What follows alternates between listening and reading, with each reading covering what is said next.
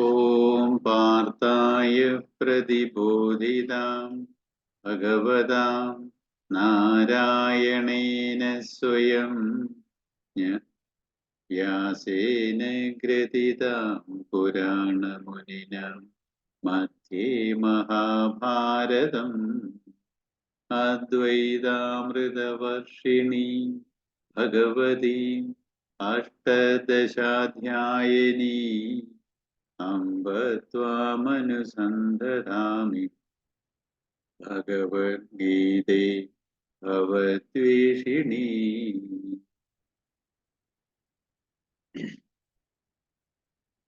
കുറച്ചു ദിവസം നമ്മൾ ആ 10ാമത്തെ ശ്ലോകത്തിലല്ലയോ സാഖ്യയോഗം 10ാമത്തെ ശ്ലോകത്തിലല്ലേ നിൽക്കുന്നേ? 11ാമത്തെ ശ്ലോകം. അതെ, 10ാമത്തെ ശ്ലോകം കഴിഞ്ഞ് 11ാമത്തെ തൊട്ട് റിവിഷനോട്ട് വന്നിരിക്കുക. ആ 10ാമത്തെ ശ്ലോകത്തിലെ നമുക്ക് ഒന്നുകൂടെ ഒന്ന് പറയാമോ? ആർക്കെങ്കിലും ആരാണ് ഈ ജീവാത്മാവും പരമാത്മാവിന്റെയും ഒരു ഘടന പറയാൻ പറ്റുമോ ആർക്കെങ്കിലും?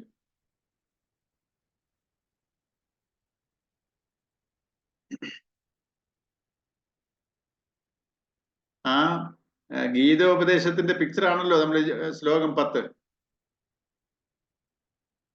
അതിന്റെ വെച്ചാല് അർജുനനും ശ്രീകൃഷ്ണനും ഇരിക്കുന്നു രഥത്തില്. അപ്പൊ അത് നമ്മുടെ പിക്ചറാണ് വെച്ചാല് ജീവാത്മാവും പരമാത്മാവും. അപ്പം എങ്ങനെയാണ് അത് ഈ ജീവാത്മാവും ആരാണ് ജീവാത്മാവ്, ആരാണ് പരമാത്മാവ്, ഈ ജീവാത്മാവും പരമാത്മാവും തമ്മിൽ എന്താണ് ബന്ധം? ഇതാണ് ഈ പിക്ചറിന്റെ ഇന്നർ നമ്മൾ കാണേണ്ടത്. അതിനെ ആർക്കെങ്കിലും ഒന്ന് പറയാൻ പറ്റൂ? അശ്വതി എന്തോ മനസ്സിലാക്കിയിരിക്കുന്നേ?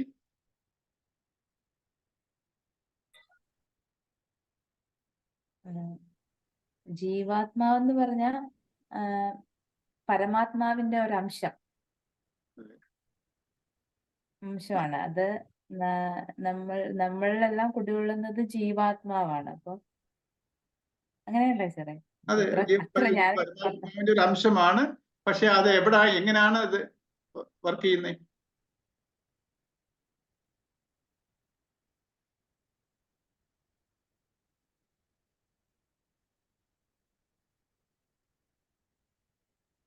നമ്മളെപ്പോഴും നമ്മൾ ഗീത പഠിക്കുമ്പോഴേ ഈ നമുക്ക് എല്ലാവർക്കും അറിയാം ജീവാത്മാവ് പരമാത്മാവ്. അപ്പം ഇതിന്റെയൊക്കെ ഒരു ഘടന, ജീവാത്മാവിന്റെ ഘടന എന്താണ്, ഈ പരമാത്മാവ് എന്താണത്, അതിന്റെ ഘടനയൊന്നുമില്ല. അത് ജീവാത്മാവാനാണ് ഒരു ഘടനയുള്ളത്, ഒരു സ്ട്രക്ചർ ഉള്ളത്. അത് പരമാത്മാവൻ എന്ന് പറയുന്നത് എന്താണത്? അതിന്റെ സ്ട്രക്ചർ എന്ന് പറയാൻ പറ്റത്തില്ല. അതെന്താണ്? ഇത് തമ്മിലുള്ള റിലേഷൻ എന്തുവാ? ഈ ജീവാത്മാവും പരമാത്മാവും തമ്മിലുള്ള ബന്ധം എന്താണ്? അപ്പൊ ഇതിനെക്കുറിച്ച് നമുക്കൊരു ഗ്രാഹ്യം വേണം.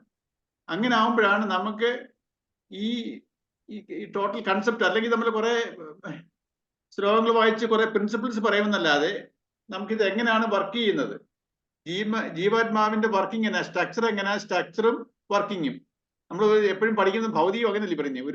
ഒരു എഞ്ചിന്റെ സ്ട്രക്ചർ എന്തുവാ, അതിന്റെ ഘടന അതെങ്ങനെ വർക്ക് ചെയ്യുന്നു എന്ന് പറയുന്ന പോലെ ഈ ജീവാത്മാവ് എങ്ങനെ വർക്ക് ചെയ്യുന്നു, എന്തുവാണത്, അതൊന്ന് ആർക്കെങ്കിലും മഞ്ജുവിന് പറയാൻ പറ്റുന്നുണ്ടോ? നമ്മള് അർജുനനാണ് രഥം എന്ന് പറയുന്ന ശരീരം. രഥം എന്ന് പറയുന്നത് നമ്മുടെ ശരീരം. അതിനകത്ത് അർജുനൻ എന്ന് പറയുന്നത് നമ്മുടെ ജീവാത്മാവ്. നമ്മുടെ ജീവാത്മാവാണ് അർജുനൻ. അല്ല, ഈ രഥത്തിന് രഥം വെച്ചിട്ട് പറയണ്ട, ജീവാത്മാവെന്നുള്ളതിന്റെ ഒരു സ്ട്രക്ചർ ഞാൻ അന്ന് പറഞ്ഞതാ. അതുകൊണ്ടാണ് മനസ്സിലായോ ഇല്ലെന്ന് അറിയാൻ വേണ്ടി ചോദിക്കുക. ജീവാത്മാവെന്ന് പറഞ്ഞാല് നമ്മുടെ പരമാത്മാവിന്റെ പ്രതിഫലനമാണ്. ഘടന പരമാത്മാവിന്റെ റിഫ്ലക്ഷൻ ആണ് അത്. പക്ഷെ അതിനകത്ത് വാസനാബദ്ധമായിട്ടുള്ള വാസനകളോട് ചേർന്നുള്ള പരമാത്മാവിന്റെ റിഫ്ലക്ഷൻ ആണ് ജീവാത്മാവ്. അതെ, അതിന്റെ ഘടന എന്താണ്? മനസ്സ്, ബുദ്ധി, ചിത്തം, അഹങ്കാരം. അതാണ് ഉത്തമം പറയുന്നത്. അതൊരു സ്ട്രക്ചർ ഉണ്ടല്ലോ അതിന്. മനസ്സ്, ബുദ്ധി, ചിത്തം, അഹങ്കാരം, ഈ 4 ഇതൂടെ ചേർന്നാണ് നമ്മുടെ അന്ധക്കരണം എന്ന് പറയുന്നത്. അന്ധക്കരണത്തിന് നമ്മള് അന്ധക്കരണം അതല്ലേ? അന്ധക്കരണം എന്ന് പറയുന്നത് 4 ജീവാത്മാവിന്റെ ഘടന ആയില്ലല്ലോ. ആയില്ല. ജീവാത്മാവിന്റെ വാസനകളോട് ചേർന്നുള്ള അതെ, പറയുന്നതൊക്കെ ശരിയാ. പക്ഷെ അമോഘന് പറയാൻ പറ്റുന്നുണ്ടോ? അമോഘ്? സാറേ, സ്ഥൂല ശരീരം, സൂക്ഷ്മ ശരീരം, കാരണ ശരീരം, ഇത് മൂന്നും ചേരുന്നതാണ്. അങ്ങനെ അതല്ലേ? നമ്മുടെ ജീവാത്മാവിന് മൂന്ന് ഘടകങ്ങളുണ്ട്: സ്ഥൂല ശരീരം, സൂക്ഷ്മ ശരീരം, കാരണ ശരീരം. അതാണ് ജീവാത്മാവിന്റെ ഒരു ഘടന. അതാ സ്ട്രക്ചർ. അതാ എങ്ങനെ വർക്ക് ചെയ്യുന്നത്? ഈ പരമാത്മ ചൈതന്യം അതൊരു എനർജിയാ, കോൺഷ്യസ് എനർജിയാ. ആ കോൺഷ്യസ് എനർജി സൂര്യന്റെ കൂട്ട്, ആ സൂര്യപ്രകാശം വരുന്ന പോലെ ഈ കോൺഷ്യസ് എനർജി നമ്മുടെ കാരണ ശരീരത്തിൽ റിഫ്ലക്റ്റ് ആവുമ്പോഴാണ് ജീവാത്മാവ് പ്രകടമാവുന്നത്. പിന്നെ ജീവാത്മാവ് എന്ന് പറഞ്ഞ് മൂന്ന് ഘടകങ്ങളുണ്ട്: ഒരു സ്ഥൂല ശരീരമുണ്ട്, സൂക്ഷ്മ ശരീരമുണ്ട്, കാരണ ശരീരമുണ്ട്. സ്ഥൂല ശരീരം എന്ന് വെച്ചാൽ പഞ്ചഭൂത നിർമ്മിതമായ നമ്മുടെ ശരീരമാണ്. അതിനകത്തിൽ പഞ്ചേന്ദ്രിയങ്ങളുണ്ട്, പഞ്ചജ്ഞാനേന്ദ്രിയങ്ങളുണ്ട്, പഞ്ചകർമ്മേന്ദ്രിയങ്ങളുണ്ട് ഈ സ്ഥൂല ശരീരത്തിൽ. അതിന്റെ ഉള്ളിലിരിക്കുന്ന ഒരു ശരീരമാണ് സൂക്ഷ്മ ശരീരം. ഈ സൂക്ഷ്മ ശരീരം എന്ന് പറഞ്ഞാണ് അന്ധകരണം. സംസ്കൃതത്തില് ചില ശാസ്ത്രങ്ങളിൽ പറയുന്നത് മനസ്സ്, ബുദ്ധി, ചിത്തം, അഹങ്കാരം. ഇത് അന്ധകരണം വെച്ചാല് ഉള്ളിലുള്ള ഒരു കരണം. അന്ധകരണം, ഉള്ളിലുള്ള കരണം. കരണം എന്ന് വെച്ചാല് ഇൻസ്ട്രുമെന്റ്, ഉപകരണം, ഇല്ലയോ? അപ്പം അത് ഉള്ളിലുള്ള കരണം. വെളിയിലുള്ള ഒരു കരണമാണ് ഈ സ്ഥൂല ശരീരം. സ്ഥൂല ശരീരം വെളിയിലുള്ള ഒരു ഉപകരണവും ഉള്ളിലിരിക്കുന്നത് ഒരു ഉപകരണം, അന്ധകരണം. ഈ അന്ധകരണം എന്ന് പറയുന്നത് മനസ്സ്, ബുദ്ധി, ചിത്തം, അഹങ്കാരം. ഈ മനസ്സ്, ബുദ്ധി, ചിത്തം, അഹങ്കാരം എന്ന് പറയുന്നത് 4 തരം കോൺഷ്യസ് തോട്ട്സ് ആണ്. 4 വെറൈറ്റീസ് ഓഫ് കോൺഷ്യസ് ബോധചിന്തകളാണ്. എന്റെ അന്ധകരണം എന്ന് പറയുന്നത് 4 തരത്തിലുള്ള ബോധചിന്തകൾ, കോൺഷ്യസ് തോട്ട്സ് ആണ്. അത് ഒരു ഉപകരണമാണ്. അതിന് സ്വയമേ ജഡമാണ്. ഈ സ്ഥൂല ശരീരം പോലെ തന്നെ അതും ഒരു എൻറ്റൈറ്റിയാണ്. 2 എൻറ്റൈറ്റി ഉണ്ട് ഈ ജീവാത്മാവിന്. ജീവാത്മാവ് എന്ന് പറയുന്നത് എന്തുവാ? ഈ കാരണ ശരീരം. ഈ സൂക്ഷ്മ ശരീരം എവിടെ ഇരിക്കുന്നത്? സ്ഥൂല ശരീരം സൂക്ഷ്മ ശരീരത്തിലിരിക്കുന്നു. ഈ സൂക്ഷ്മ ശരീരമോ കാരണ ശരീരത്തിലിരിക്കുന്നു. കാരണ ശരീരം എന്ന് പറയുന്നത് എന്താ? വാസന, ത്രിഗുണത്തിൽ അധിഷ്ഠിതമായ വാസനയാണ്. അപ്പൊ ത്രിഗുണത്തിൽ വെച്ചാൽ എന്തുവാ? സത്വഗുണം, രജോ ഗുണം, തമോ ഗുണത്തിൽ അധിഷ്ഠിതമായ വാസന എല്ലാവരിലും ഉണ്ട്. വാസന, ഈ വാസനയിൽ ഈ 3 ഗുണങ്ങളിൽ എല്ലാവരിലും ഉണ്ട്. അപ്പൊ ഈ വാസന എന്ന് പറയുന്നത് ത്രിഗുണത്തിൽ അധിഷ്ഠിതമാണ്. ത്രിഗുണത്തിൽ ഉള്ളതാണ് ഈ വാസന. ത്രിഗുണത്തിൽ അധിഷ്ഠിതമായ ഈ വാസനയാണ് കാരണ ശരീരം എന്ന് പറയും. ഈ കാരണ ശരീരം എന്ന് പറയാൻ കാരണം എന്താ? എന്റെ ഈ ജീവാത്മാവിന്റെ ജന്മത്തിന് കാരണമാകുന്നത് ഈ കാരണ ശരീരമാണ്. അതുകൊണ്ട് തന്നെ കാരണ ശരീരം എന്ന് പറയുന്നു. ഈ വാസനയാണ് എനിക്ക് കാരണമാകുന്നത്. ത്രിഗുണത്തിൽ അധിഷ്ഠിതമായ വാസനയാണ് എന്റെ ജന്മത്തിന് കാരണമാകുന്നത് കൊണ്ട് അതിനെ കാരണ ശരീരം എന്ന് പറയുന്നു. അപ്പം ഈ സൂക്ഷ്മ ശരീരം എങ്ങനെയാ ജനിക്കുന്നത്? ഈ പരമാത്മ ചൈതന്യത്തിന്റെ പ്രതിഫലനം ഈ കാരണ ശരീരത്തിൽ പ്രതിഫലിക്കുമ്പോ ഈ ജീവാത്മാവ് പ്രകടമാവാൻ തുടങ്ങുക. എങ്ങനെയാ പ്രകടമാവുന്നേ? ഈ അന്ധകരണത്തിൽ കൂടെയും സ്ഥൂല ശരീരത്തിൽ കൂടെയും. അപ്പം ജീവാത്മാവ് എന്ന് പറയുന്നത് എന്തുവാ? പരമാത്മ ചൈതന്യത്തിന്റെ റിഫ്ലക്ഷൻ, പ്രതിഫലനം എന്റെ കാരണ ശരീരത്തിലോട്ട് പതിക്കുമ്പോഴേ ആ കാരണ ശരീരം ഇങ്ങനെ ഉയർന്നെഴുന്നേൽക്കുക. എങ്ങനെ? അന്ധകരണവും ബോധചിന്തകളും ശരീരവും പഞ്ചജ്ഞാനേന്ദ്രിയങ്ങളും പഞ്ചകർമ്മേന്ദ്രിയങ്ങളിൽ കൂടെയും ഈ 2 ഉപകരണം, അന്ധകരണവും സ്ഥൂല ശരീരവും. അന്ധകരണത്തില് 4 തരം ബോധചിന്തകളും ആ ബോധചിന്തകളിൽ കൂടെ ഈ സ്ഥൂല ശരീരത്തിലുള്ള 5 ജ്ഞാനേന്ദ്രിയങ്ങളും 5 പഞ്ചേന്ദ്രിയങ്ങളും വർക്ക് ചെയ്യാൻ തുടങ്ങുക. എപ്പോഴേ? എന്റെ പരമാത്മ ചൈതന്യത്തിൽ നിന്നുള്ള റിഫ്ലക്ഷൻ, പ്രതിഫലനം എന്റെ കാരണ ശരീരത്തിൽ പതിക്കുമ്പോഴേ അത് ആ ഒരു ശരീരത്തിൽ കൂടെ പ്രകടമാകാൻ തുടങ്ങുന്നു. കൈയും കാലും ചലിപ്പിക്കാൻ, കർമ്മം ചെയ്യാൻ തുടങ്ങുന്നു. അപ്പം ഈ പരമാത്മ ചൈതന്യത്തിന്റെ അംശം കാരണ ശരീരത്തിൽ പ്രതിഫലിക്കുന്ന ആ എൻറ്റൈറ്റി ജീവാത്മാവും, ആ ജീവാത്മാവിന്റെ ഈ വാസനയിൽ നിന്നാണല്ലോ ജീവാത്മാവ് ഉടലെടുക്കുന്നത്. ആ വാസന എന്ന് പറഞ്ഞാൽ എന്റെ ഇഷ്ടാനിഷ്ടങ്ങളാ, അനുകൂല പ്രതികൂല അനുഭവങ്ങളാ. എന്റെ അനുകൂലവും പ്രതികൂലവുമായ അനുഭവങ്ങളിൽ കൂടെ ഞാൻ സുഖവും ദുഃഖവും അനുഭവിക്കണം. ഈ ജീവാത്മാവ് ഞാൻ വാസന കൊണ്ടുവന്നിരിക്കുക. അപ്പം ഈ വാസന അനുഭവിക്കാൻ എനിക്ക് 2 ഉപകരണങ്ങൾ വേണം. അന്ധകരണവും വേണം, സ്ഥൂല ശരീരവും വേണം. ഈ രണ്ടും ഉപയോഗിച്ചാണ് ജീവാത്മാവ് ഈ സുഖദുഃഖങ്ങളെ അനുഭവിക്കുന്നത്. ഇതാണ് ജീവാത്മാവും പരമാത്മാവും തമ്മിലുള്ള ബന്ധം. അപ്പം ഈ പരമാത്മ ചൈതന്യത്തിൽ നിന്ന് എന്റെ ഒരു അംശം എന്റെ വാസനയിൽ റിഫ്ലക്ട് ചെയ്ത് ഞാൻ ഇങ്ങനെ ഒരു ശരീരം എടുത്ത്, ആ ശരീരം എങ്ങനെ പ്രവർത്തിക്കുന്നത്? എന്റെ ബോധചിന്തകളാണ് ആ ശരീരത്തിനെ പ്രവർത്തിപ്പിക്കുന്നത്, ഇല്ലയോ? ഞാൻ ആദ്യം ഒരു ചോദ്യം ചോദിച്ചായിരുന്നു, മനസ്സിലാണോ ശരീരം, ശരീരത്തിലാണോ മനസ്സെന്നിരിക്കുന്നത്? നമ്മൾ ആദ്യം സംസാരിച്ചിട്ടുണ്ട്. മനസ്സിലാണോ ശരീരത്തിൽ?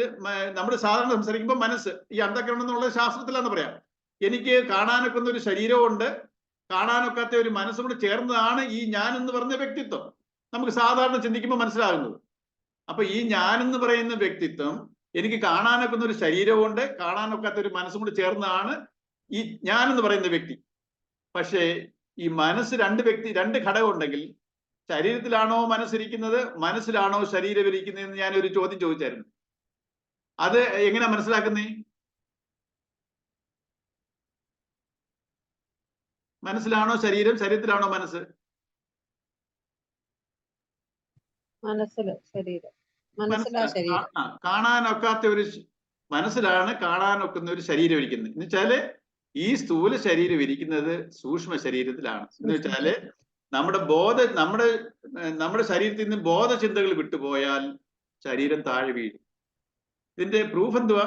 ഈ അന്ധകരണം എന്ന് പറഞ്ഞാൽ എന്താ? സൂക്ഷ്മ ശരീരം എന്ന് പറഞ്ഞാൽ എന്താ? എന്റെ മനസ്സെന്ന് പറഞ്ഞാൽ എന്താ? ബോധചിന്തകളാണ്. 4 ടൈപ്പിലുള്ള ബോധചിന്തകൾ. അപ്പം ഈ ബോധചിന്ത എന്റെ ശരീരത്തിൽ നിന്ന് വിട്ടുപോയി, പക്ഷെ എന്റെ ജീവൻ പോയിട്ടില്ല, ഞാൻ മരിച്ചിട്ടില്ല, എന്റെ മനസ്സ് വിട്ടുപോയി. എന്റെ ബോധം പോയി എന്ന് പറഞ്ഞാൽ എന്തുവാ? ബോധചിന്തകൾ ഈ ശരീരത്തിൽ നിന്ന് വിട്ടുപോകുമ്പോഴേ ശരീരം താഴെ വീഴും. അപ്പൊ ഈ ശരീരത്തിനെ നേരെ നിർത്തി ഈ കർമ്മം ചെയ്യിച്ചുകൊണ്ടിരുന്ന ആരാ? ഈ സൂക്ഷ്മ ശരീരം, അന്ധകരണമാണ്. സോ ഈ സൂക്ഷ്മ ശരീരത്തിലാണ് ഈ സ്ഥൂല ശരീരത്തിന്റെ നിലനിൽപ്പ്. അതിലാണ് ഇരിക്കുന്നത് ബോധചിന്തകൾ, അന്ധകരണം. ദാറ്റ് ഈസ് നമ്മുടെ ഓർഡിനറി ആയിട്ട് പറഞ്ഞത്, നമ്മുടെ മനസ്സ് മനസ്സ് വിട്ടുപോകുമ്പോൾ ശരീരം താഴെ വീഴും. അപ്പം ഈ സ്ഥൂല ശരീരം ഇരിക്കുന്നത് സൂക്ഷ്മ ശരീരത്തിലാണ്. ഈ സൂക്ഷ്മ ശരീരം എനിക്ക് ചിന്തകള്, വികാര ചിന്തകള്, വിചാര ചിന്തകള്, ഓർമ്മ ചിന്തകള്, ഞാൻ എന്ന ഭാവചിന്തകള്, ഈ ചിന്തകൾ എവിടുന്നാ വരുന്നേ? എന്റെ വാസനയിന്ന, എന്റെ പൂർവ്വജന്മ കർമ്മത്തിൽ കൂടെ ഉണ്ടായി ഞാൻ ആർജിച്ചു കൊണ്ടുവന്ന സഞ്ചിത വാസന. ഇപ്പൊ ജനിച്ചു കഴിഞ്ഞപ്പോ പ്രാരബ്ധമായിട്ട് വന്നിട്ടുണ്ട്. ഈ പ്രാരബ്ധം 2 തരത്തിലാ.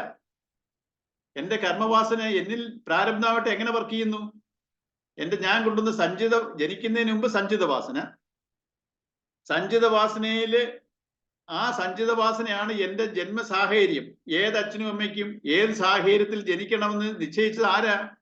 എന്റെ സഞ്ചിത വാസനയാണ്. കഴിഞ്ഞ ജന്മത്തിൽ ഞാൻ ആ ശരീരം വിടുമ്പോ നെറ്റായിട്ടുണ്ടായിരുന്ന റിസൾട്ടന്റ് വാസന, ഇഷ്ടാനിഷ്ടങ്ങൾ, ഞാൻ ചെയ്ത് കൂട്ടിയ കർമ്മഫലങ്ങള് ഞാൻ ഇങ്ങനെ കൊണ്ടുവന്നിരിക്കുക. ആ കർമ്മഫലത്തിന്റെ അനുസരിച്ചിരിക്കും ഞാൻ എവിടെ ജനിക്കണം, ഞാൻ ഏത് അച്ഛനും അമ്മയ്ക്കും, ഇതൊക്കെ ഡിസൈഡ് ചെയ്യുന്ന സഞ്ചിത കർമ്മം. ആ സഞ്ചിത കർമ്മത്തിന്റെ വാസനാഫലമായി ഞാൻ ഒരിടത്ത് ഒരു സാഹചര്യം ജനിക്കുമ്പോഴേ ആ സഞ്ചിത വാസന അതിന്റെ പ്രാരബ്ധമായിട്ട് മാറുന്നു. എന്നുവെച്ചാൽ എന്തുവാ? ആ ജന്മത്തിലെ ആ ശരീരം കൊണ്ട് ആ കർമ്മവാസന ഞാൻ അനുഭവിച്ചു തീർക്കേണ്ടതുണ്ട്. അനുകൂല പ്രതികൂല അനുഭവങ്ങൾ ഞാൻ അനുഭവിച്ചു തീർക്കേണ്ടതുണ്ട്. അതിനെ ഞാൻ ജനിച്ചു കഴിഞ്ഞാൽ പിന്നെ ആ സഞ്ചിത വാസന പ്രാരബ്ധമായിട്ട് മാറുകയാണ്. അതില് സഞ്ചിത കർമ്മത്തിൽ ഒരു പാർട്ടാണ് എന്റെ ശരീരമായിട്ട്. ഞാൻ കറുത്ത ശരീരത്തിൽ ജനിക്കണോ, വെളുത്ത ശരീരത്തിൽ ജനിക്കണോ, എല്ലാ അവയവങ്ങളുള്ള ഒരു ശരീരം വേണോ, എനിക്ക് ഹാർട്ടിൽ ഹോൾ ഉണ്ടാവുന്ന ഒരു ശരീരം വേണോ, അല്ലെങ്കിൽ എന്തെങ്കിലും ഡിഫക്റ്റീവ് ആയിട്ടുള്ള കാലും കൈയും ഇല്ലാത്ത, ഒരു കൈയില്ലാത്ത, ഇങ്ങനെയൊക്കെ ഡിസൈഡ് ചെയ്യുന്ന എന്റെ സഞ്ചിത കർമ്മമാണ്. ഏത് ശരീരം എടുക്കണം. അപ്പൊ സഞ്ചിത കർമ്മത്തിന്റെ ഒരു പാർട്ട് എന്റെ ശരീരമായിട്ട് മാറി. ബാക്കിയുള്ളത് ഞാൻ പ്രാരബ്ധമായിട്ട് ഈ ജന്മത്തിൽ അനുഭവിച്ചു തീർക്കണം. അനുകൂലവും പ്രതികൂലവും, സുഖവും ദുഃഖവും എല്ലാം ഉണ്ട്. അപ്പം ഈ പ്രാരബ്ധം എനിക്ക് 2 രീതിയിൽ അനുഭവപ്പെടും. എങ്ങനെയാ 2 രീതിയിൽ അനുഭവപ്പെടുന്നേ? ഈ കർമ്മഫലം എങ്ങനെയാണ് 2 രീതിയിൽ അനുഭവപ്പെടുന്നേ? ഒന്ന്, എന്റെ ഉള്ളിൽ കൂടെ, എന്നിൽ കൂടി എന്റെ ഇഷ്ടാനിഷ്ടങ്ങൾ, എനിക്ക് ഇത് ഇഷ്ടമാണ്, ഇത് ഇഷ്ടമല്ല, എനിക്ക് ഇതാണ് ഈ രീതിയിൽ, ഇങ്ങനെയൊക്കെ ചെയ്യുന്നതാണ് എനിക്ക് ഇഷ്ടം, ഇങ്ങനെയൊക്കെ ചെയ്യുന്ന ഇഷ്ടമല്ല. ഇഷ്ടാനിഷ്ടങ്ങൾ അതെന്റെ ഉള്ളിലുള്ളതാ, ഈ അന്ധകരണത്തിലുള്ളതാ. വേറൊന്നുണ്ട്, ഈ കർമ്മഫലം 2ആയിട്ട് വരുന്നു. ഒന്ന് എന്റെ ഉള്ളിൽ കൂടെയും ഒന്ന് എന്റെ ഔട്ട്സൈഡ് ഭൗതിക വെളിയിൽ കൂടെയും വരും. അതെന്തുവാ? അനുകൂല പ്രതികൂല സാഹചര്യങ്ങൾ. അത് എന്നിക്കൂടെ ഉള്ളിൽ കൂടെ പോകുന്നതല്ല, അത് വെളിയിൽ കൂടെ വരിക. വെളിയിൽ കൂടെ വരുന്നു ഈ അനുകൂല പ്രതികൂല സാഹചര്യങ്ങൾ. ഇപ്പോ നമ്മളൊരു ഓഫീസിൽ ജോയിൻ ചെയ്യുന്നു, ഭയങ്കര ടഫായിട്ടുള്ള ഒരു ബോസാണ്. നമുക്ക് വല്ല സ്വാതന്ത്ര്യമുണ്ടോ? അവിടെ ഞാനൊരു ടഫായിട്ടുള്ള ഒരു ബോസിന് ഒരു ഓഫീസിൽ വന്ന് ജോയിൻ ചെയ്യുമ്പോ എന്റെ ഓഫീസർ അങ്ങനെ എന്നുവെച്ചാല് എനിക്ക് വന്ന് ചേരുന്ന സാഹചര്യം, ഞാനിങ്ങനെ ഒരു വളരെ ഒരു ടഫായിട്ടുള്ള പേഴ്സന്റെ അടിയിൽ ഞാൻ വർക്ക് ചെയ്യണം. ഭയങ്കര പ്രയാസം. അത് എനിക്ക് അതിൽ വല്ല ഫ്രീഡം ഉണ്ടോ? എനിക്ക് വന്നു ചേർന്നിരിക്കുന്ന സാഹചര്യം ഏതാ? അല്ലെങ്കിൽ എനിക്ക് ഭയങ്കര ഇഷ്ടമുള്ള ഒരു വ്യക്തിയാണ് എന്റെ ബോസായിട്ട് വന്നു ചേരുന്നത്. ഞാൻ രോഗി ഇച്ഛിച്ചതും പാല് വൈദ്യം കൽപ്പിച്ചതും പാല് പോലെ ഞാൻ ഇഷ്ടപ്പെട്ട ഒരു വ്യക്തിയാണ് എന്റെ ബോസായിട്ട് വരുന്നെങ്കിൽ എനിക്ക് അനുകൂലമായിട്ടുള്ള സാഹചര്യം. ഇതൊക്കെ എന്റെ കൺട്രോളിലാണോ? അപ്പം വെളിയിൽ കൂടെ അനുകൂലവും പ്രതികൂലമായിട്ടുള്ള സാഹചര്യങ്ങളായിട്ട് വന്നു ചേരുന്നു. അതിലെനിക്ക് ഫ്രീഡം ഇല്ല. ഫ്രീഡം ഒന്നിലുണ്ട്, ഏത്? എനിക്ക് ഞാൻ ഇങ്ങനെ ചെയ്യുന്നത് എന്റെ ഇഷ്ടം, ഇങ്ങനെ ചെയ്യുന്നത് എനിക്ക് ഇഷ്ടമല്ല. അപ്പൊ എന്റെ കർമ്മഫലം രണ്ട് രീതിയിൽ എനിക്ക് അനുഭവപ്പെടുന്നു. ഒന്ന് എന്റെ ഇഷ്ടാനിഷ്ടങ്ങളായിട്ടും, രണ്ട് അനുകൂല പ്രതികൂല സാഹചര്യങ്ങളായിട്ടും എനിക്ക് വന്നു ചേരുന്നു. ഈ കർമ്മഫലത്തിനെ നമ്മൾ അക്സെപ്റ്റ് ചെയ്തേ പറ്റൂ. കാരണം എന്താ? നമ്മളിൽ നിന്ന് പോയതാ. ഈ അനുകൂല പ്രതികൂല സാഹചര്യങ്ങൾ എങ്ങനെ ഉണ്ടായി?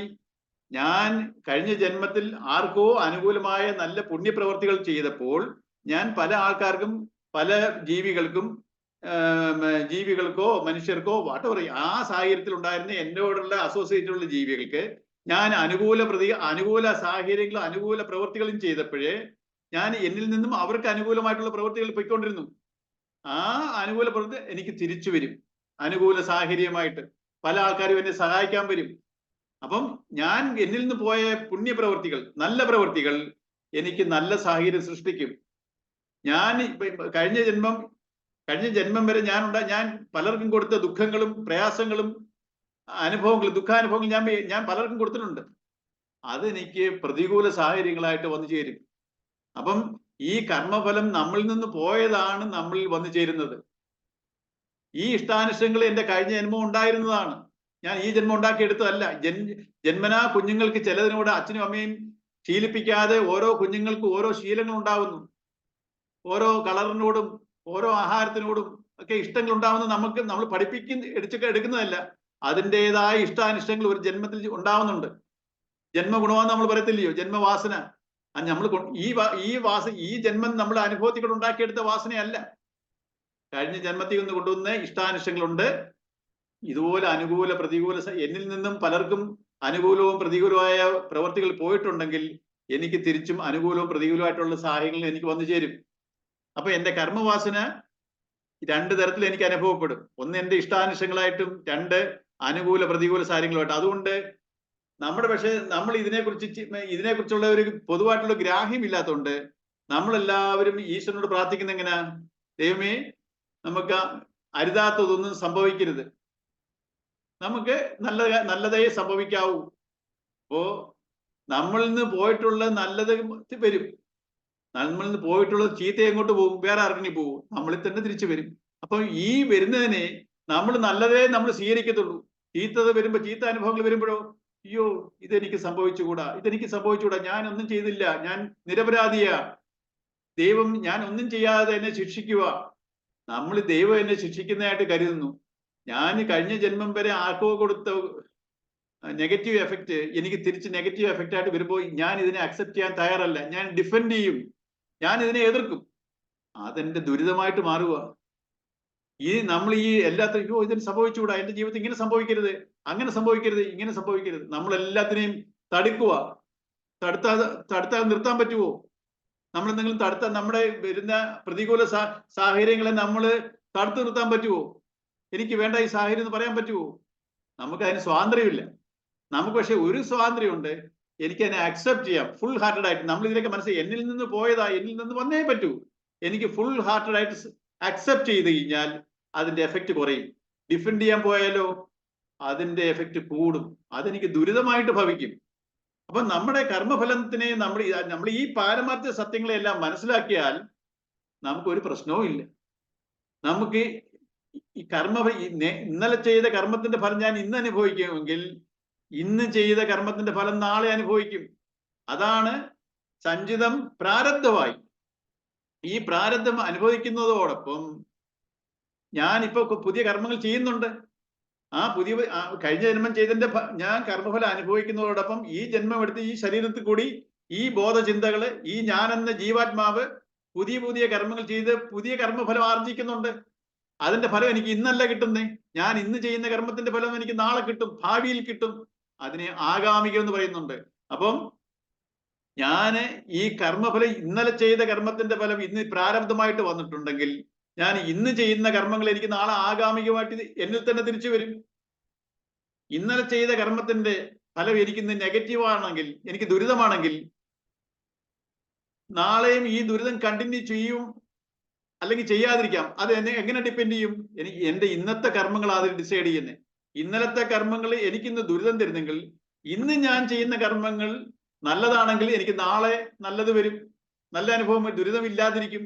അപ്പം ഇന്നലെ വരെ ഞാൻ ചെയ്ത അധാർമിക പ്രവർത്തികളുടെ അധർമ്മത്തിന്റെ ഫലമായി എനിക്ക് ദുരിതാവസ്ഥ വരും. അധർമ്മത്തിൽ നിൽക്കുന്നവരെല്ലാം നാശത്തിലോട്ട് പോത്തേ ഉള്ളൂ.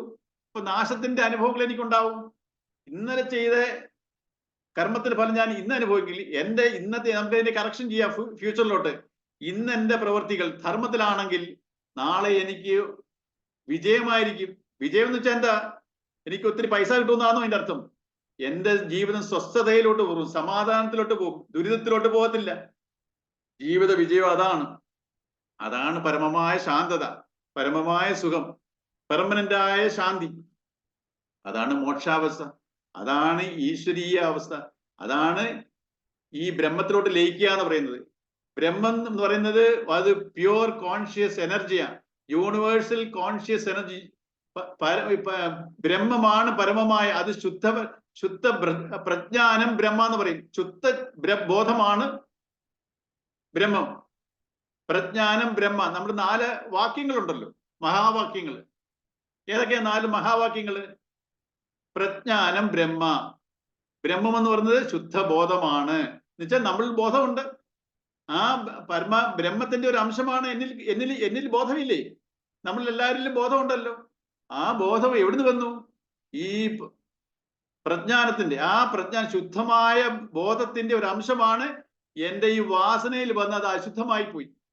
വാസനയോട് ചേർന്നപ്പോൾ അശുദ്ധമായ ജ്ഞാനമായി പോയി. അത് ആ പരമാത്മ ചൈതന്യം വാസനയോട് ചേർന്നപ്പോൾ അതിനെ പിന്നെ ശുദ്ധബോധം എന്ന് പറയത്തില്ല, അതിനെ ജീവാത്മാവ് എന്ന് പറയുന്നു. ജീവാത്മാവ് എന്ന് പറഞ്ഞപ്പോ എന്തുവാ? വാസനാബദ്ധനായ പരമാത്മാവാണ് ഈ ജീവാത്മാവ്.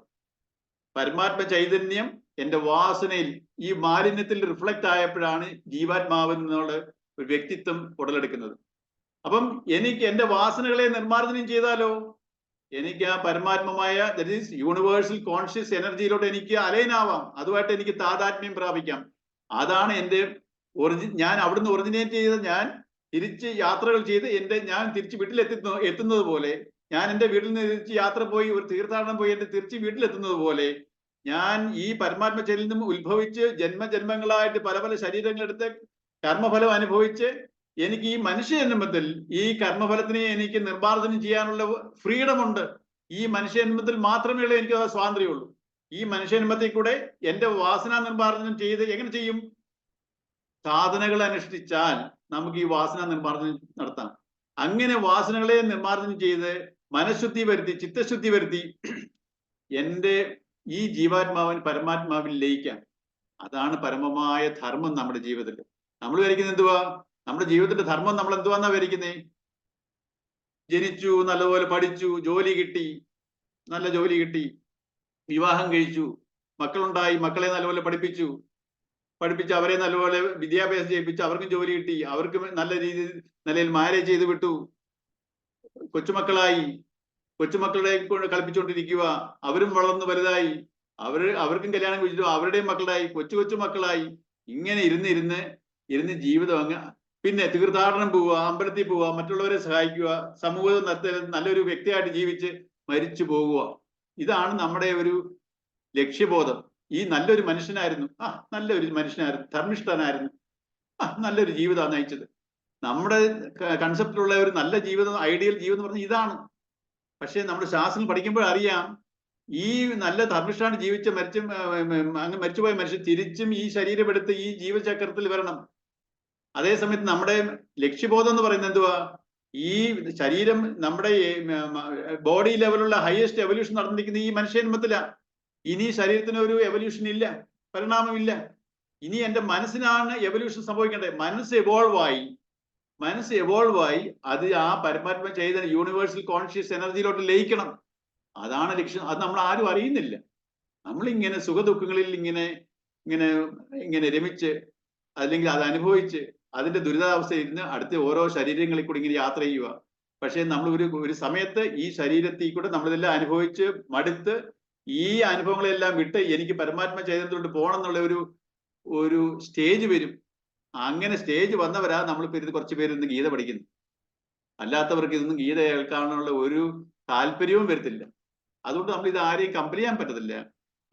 നമുക്ക് ഇതിനെ ഈ പാരമാർത്ഥ സത്യങ്ങളെ നിങ്ങളുടെ മനസ്സ് മനനം ചെയ്ത്, കാരണം നമ്മൾ ഈ ശാസ്ത്രങ്ങൾ പഠിക്കുമ്പോൾ ഈ തത്വങ്ങളെ നമ്മൾ ശരിക്കും കേട്ടാൽ മാത്രം പോരാ, ശ്രവണോ വായനയോ കേട്ടാൽ മാത്രം പോരാ, ഈ കേട്ടതിനെയും വായിക്കുന്നതിനെയും നമ്മൾ മനനം ചെയ്യണം. ശരിക്കും ഓരോ സെന്റൻസ് നമ്മൾ നോവൽ വായിക്കുന്ന പോലെ വായിച്ചിട്ട് പോയ കാര്യമില്ല. നമ്മൾ ഇതിനെ ശരിക്കും മനനം ചെയ്ത് ആ മനനം ചെയ്യുന്തോറും എന്റെ മനസ്സ് അതിൽ ഉറയ്ക്കും. ആ ഉറച്ച മനസ്സിനെയാണ് ചിത്തശുദ്ധി വന്ന മനസ്സെന്ന് പറയുന്നത്. അല്ലാതെ ഇതെല്ലാം കേട്ടുമ്പോൾ ഇതെല്ലാം ശരിയാ, അതൊരു തോന്നൽ മാത്രമാ. എന്റെ മനസ്സ് ഉറച്ചിട്ടില്ല. എന്റെ വാസനയിൽ നിന്ന് മാറണം, എന്റെ സ്വഭാവം മാറണം. അപ്പം ഈ സ്വഭാവത്തിനെ എല്ലാം മാറണമെന്നുണ്ടെങ്കിൽ ഞാൻ ചില സാധനങ്ങൾ അനുഷ്ഠിച്ചേ പറ്റൂ.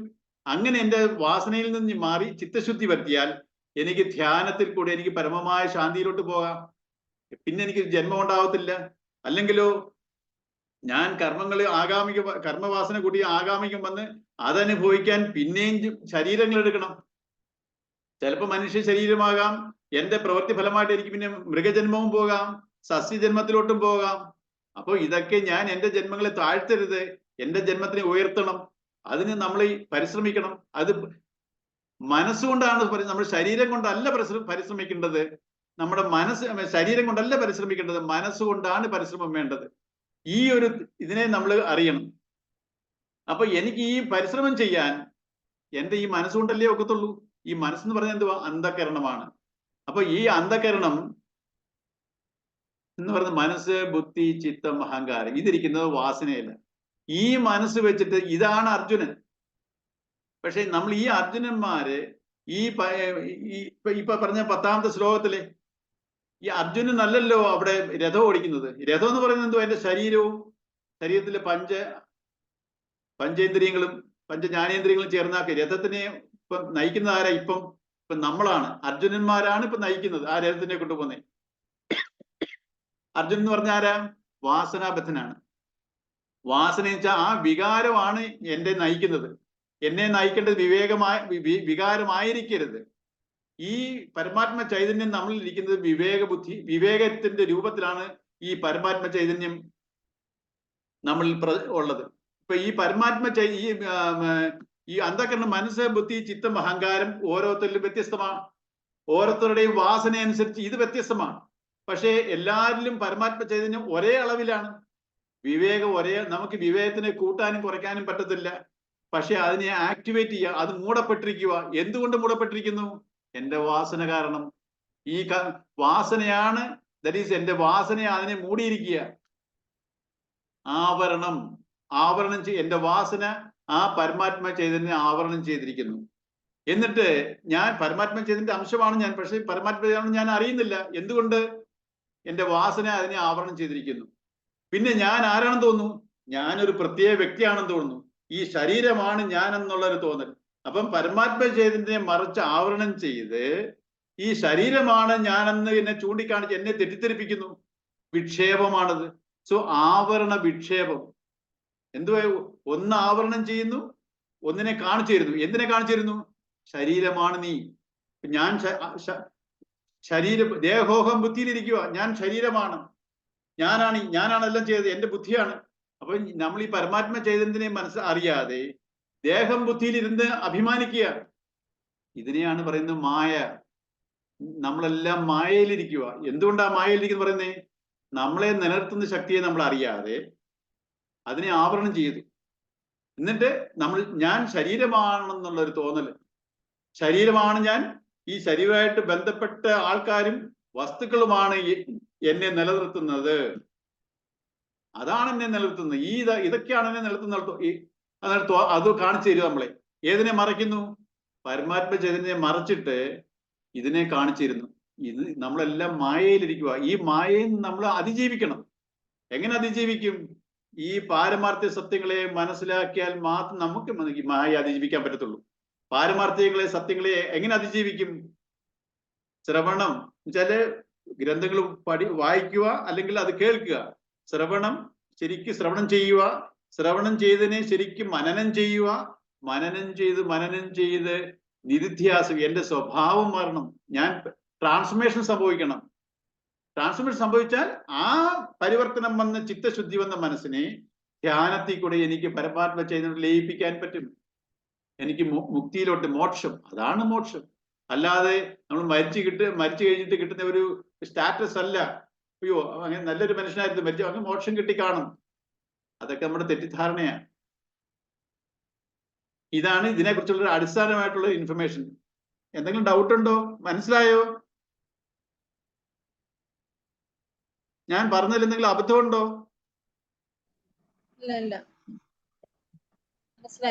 അശ്വതിക്ക് ക്ലിയർ ആയോ? ഇത് കേട്ടത് ശരിക്കും നമ്മൾ ചിന്തിച്ച് വേണം ഇത് ഉറയ്ക്കാൻ. ഇപ്പൊ കേട്ടത് ഇതിനെ കുറിച്ച് ചിന്തിച്ചില്ലെങ്കിൽ ഒരാഴ്ച കഴിഞ്ഞ് ചോദിച്ചു കഴിഞ്ഞാൽ അശ്വതിക്ക് ഇത് പറയാൻ പറ്റത്തില്ല. പിന്നെയും ക്ലിയർ അല്ല. എന്തുകൊണ്ടാ? ഈ കേട്ടതിനെ കുറിച്ച് ശരിക്കും നമ്മൾ ചിന്തിച്ചുറപ്പിക്കണം. നമ്മൾ കേട്ടതിനെ ഓരോരുത്തരും ചിന്തിച്ചുറയ്ക്കാതെ ഈ കേട്ടതൊക്കെ നല്ലതാ, ശരിയാന്ന് നമുക്കിപ്പോ തോന്നും. ഇതിനെ ഞാൻ ഉറപ്പിച്ചില്ലെങ്കിൽ എനിക്ക് പിന്നെയും ഡൗട്ടാവും, ഒന്നും ഓർക്കത്തില്ല. നമ്മൾ എത്രയോ നല്ല കാര്യങ്ങൾ യൂട്യൂബിൽ കൂടെ കേൾക്കുന്നു, കാണുന്നു. നമ്മൾ ഒന്നും നിൽക്കുന്നില്ല, നല്ലതാ, ഇതെല്ലാം ടൈം പാസ്സാ. ടൈം പാസിന് വേണ്ടി നമ്മൾ ഇത് പഠിക്കരുത്. നമ്മുടെ ട്രാൻസ്ഫർമേഷന് വേണ്ടി ഈ ട്രാൻസ്ഫർമേഷൻ വന്നാൽ എന്തോ നമുക്ക് തന്നെ ഗുണം. പക്ഷെ നമ്മൾ വേറെ ആരെയും ബുദ്ധിമുട്ടിക്കണ്ട. എന്റെ മനസ്സിലുള്ള പ്രോസസ്സാണ് ഈ പറയുന്നത്. നമ്മൾ മറ്റേ ഭൗതികമായിട്ട് ഒന്നിനെയും തള്ളിപ്പറയണ്ട, ഒന്നിനെയും നിന്നും മാറിപ്പോവണ്ട. പക്ഷെ ഈ സൈലന്റ് ആയിട്ട് വായിക്കുക, കേൾക്കുക, ഇതിനെ മനനം ചെയ്ത് ഉറപ്പിക്കുക. ഇതിലെ മനസ്സുറയ്ക്കും തോറും നമ്മൾ ട്രാൻസ്ഫർമേഷൻ സംഭവിച്ചുകൊണ്ടിരിക്കും. നമ്മൾ ട്രാൻസ്ഫർമേഷന് പോവണ്ട. മനസ്സിൽ ഉറച്ചു കഴിഞ്ഞാൽ ഓട്ടോമാറ്റിക്കായിട്ട് നമ്മൾ ട്രാൻസ്ഫർമേഷൻ ഉണ്ടാവും, നമ്മുടെ സ്വഭാവം മാറും. അതൊരു സത്യം, വളരെ പരമമായ ഒരു സത്യമാണ് ഇത്. ഇത് കുറച്ച് പ്രാക്ടീസ് ചെയ്യുന്നവർക്ക് ഇത് മനസ്സിലാവും. നമ്മുടെ അനുഭവമാണല്ലോ നമ്മളെ ഇത് പ്രേരിപ്പിക്കുന്നത്. അല്ല കുറെ അറിവ് കിട്ടിയിട്ട് നമ്മൾ ഒരു അറിവ് കൊണ്ടൊന്നും നമുക്ക് ഇതിനകത്തോട്ട് പോകാൻ പറ്റത്തില്ല. ഈ അറിവിനെ നമ്മുടെ സ്വഭാവമാകണം. അറിവിൽ കൂടെ നമുക്ക് പലതും പറയാം. ചിന്ത, വാക്ക്, പ്രവൃത്തി, ഇത് യൂണിഷൻ വരണം. യൂണിഷൻ വന്നാലേ ഇതിന് പ്രവൃത്തി. അല്ലെങ്കിൽ നമ്മൾ ഒന്ന് ചിന്തിക്കും, ഒന്ന് പറയും, പ്രവർത്തിക്കുന്നത് വേറെ. അങ്ങനെയാണെങ്കിൽ നമുക്ക് ചിത്തശുദ്ധി വരത്തില്ല. നമുക്ക് നമ്മുടെ ഈ ഒരു മോക്ഷ അവസ്ഥയിലോട്ട്, അതാണ് മുക്തി, പരമമായ സ്വാതന്ത്ര്യം. അതാ നമ്മളിപ്പോ വിചാരിക്കുന്നതുവാ, ഞാൻ വിചാരിക്കുന്ന പോലെ എന്റെ ഇഷ്ടാനുസരിച്ച് ജീവിക്കുന്നതാണ് എന്റെ സ്വാതന്ത്ര്യം എന്ന് വിചാരിക്കുന്നു. അത് അടിമത്വമാ. നമ്മുടെ വാസനയുടെ അടിമയാ ഞാൻ. നമ്മുടെ വാസനയുടെ യജമാനാവണം നമ്മൾ. വാസനയുടെ അടിമയാകാതെ, അതാണ് പരമമായ സ്വാതന്ത്ര്യം. അതാ നമ്മൾ വിചാരിക്കുന്നതുവാ, ഞാൻ വിചാരിക്കുന്ന പോലെ ജീവിക്കുന്നതാണ് സ്വാതന്ത്ര്യം. നമ്മൾ തെറ്റിദ്ധരിക്കുന്നു. അത് നമ്മൾ മായയിലാണ് നമ്മൾ ഇതെല്ലാം ഇങ്ങനെയൊക്കെ വിചാരിക്കുന്നത്. ഈ പാരമാർത്ഥ്യ സത്യങ്ങളെ അറിയുമ്പോൾ നമുക്കിടെ ഈ മായയിൽ നമുക്ക് മാറ്റം വരും.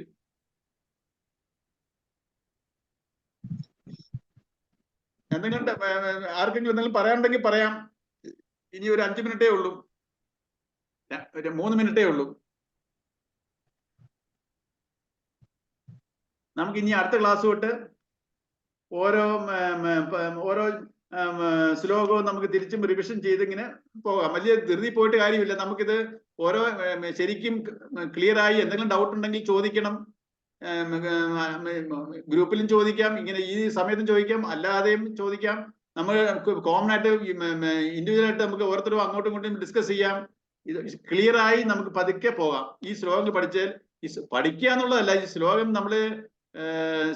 ശ്ലോകം കാണാതെ പഠിച്ചിട്ടോ അതിന്റെ അർത്ഥം കാണാതെ പഠിച്ചിട്ടോ കാര്യമില്ല. കൺസെപ്റ്റ് ക്ലിയർ ആവണം. ആ കൺസെപ്റ്റ് അനുസരിച്ച് നമ്മൾ ഇനി കൊച്ചുകുട്ടികളോട് കൂട്ട് സമയമില്ല. നമുക്ക് അത് ജീവിതത്തിലോട്ട്, ഈ കൺസെപ്റ്റിനെ ജീവിതത്തിലോട്ട് അങ്ങോട്ട് ട്രാൻസ്ഫോം ചെയ്യണം, അതിനെ അങ്ങോട്ട് ഇംപ്ലിമെന്റ് ചെയ്യണം ജീവിതത്തിൽ. അങ്ങനെ ആകുമ്പോൾ നമുക്ക് അതിന്റെ അനുഭവങ്ങൾ കിട്ടിത്തുടങ്ങും. എന്തെങ്കിലും പറയാനുണ്ടോ?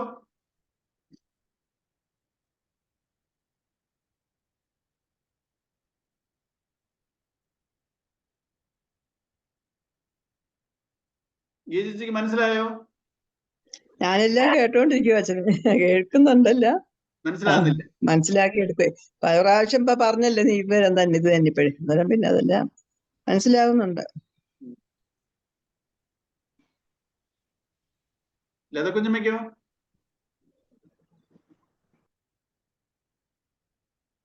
ലത കുഞ്ഞമ്മ എന്നോട് കുറച്ചു മുമ്പ് ഡൗട്ടുകൾ കുറെ ക്ലിയർ ചെയ്തേ ഉള്ളൂ. ഞങ്ങൾ സംസാരിച്ചതേ ഉള്ളൂ ഒരു 8 മണിക്ക് ശേഷം.